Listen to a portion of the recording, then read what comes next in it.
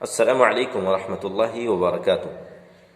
الحمد للہ رب العالمین والصلاة والسلام علی اشرف الانبیاء والمرسلین نبینا محمد وعلی آلہ واصحابہ اجمعین، اما بعد۔ عن ابی ہریرہ رضی اللہ عنہ ان رسول اللہ صلی اللہ علیہ وسلم قال: من لم يدع قول الزور والعمل به والجهل فليس لله حاجة ان يضع طعامه وشرابه، رواہ البخاری، حدیث نمبر 1903۔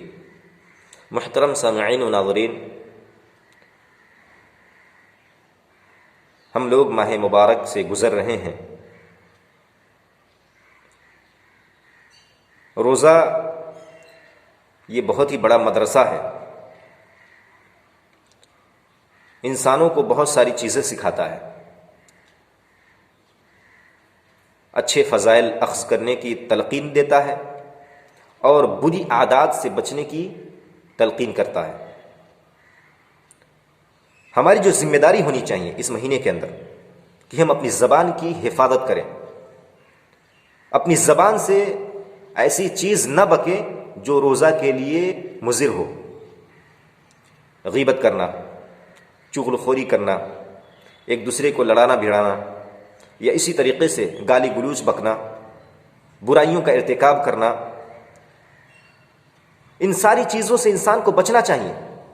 اللہ کے نبی صلی اللہ علیہ وسلم نے فرمایا: من لم يدع قول الزور والعمل به والجهل فليس لله حاجة ان يضع طعامه وشرابه، جس نے جھوٹ نہیں چھوڑا اور اس پر عمل کرنا نہیں چھوڑا اور جہالت سے دور رہنے کی کوشش نہیں کی، اس سے نہیں بچا، تو اللہ رب العالمین کو اس بات کی ضرورت نہیں ہے کہ وہ اپنا کھانا پینا چھوڑ دے۔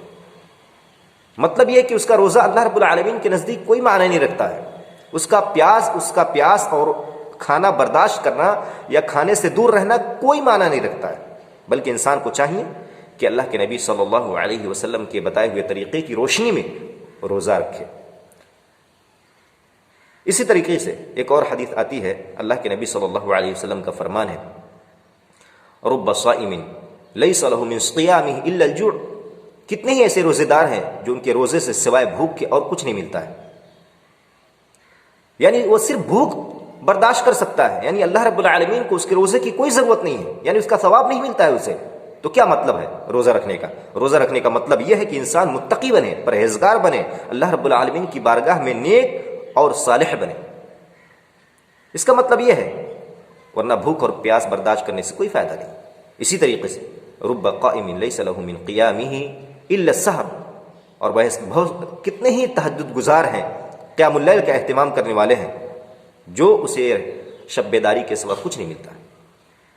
شب بیداری کرتے ہیں بس، اور شب بیداری سے اسے کچھ فائدہ نہیں ہوتا ہے، اس کی نیت کے اندر کھوٹ ہوتی ہے، یا اسی طریقے سے اس کی نیت میں یہ چیز نہیں ہوتی ہے کہ ہم اللہ رب العالمین کو اس چیز کے ذریعے سے خوش کریں اور اس کی رضامندی حاصل کریں۔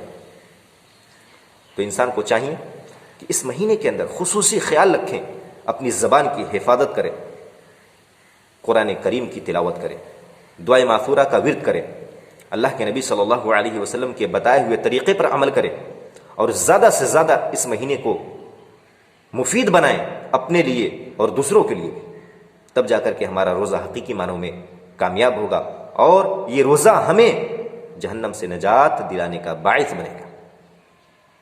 اللہ رب العالمین سے دعا کرتے ہیں کہ اللہ تعالی ہمیں زبان کی حفاظت کرنے کی توفیق عطا فرما۔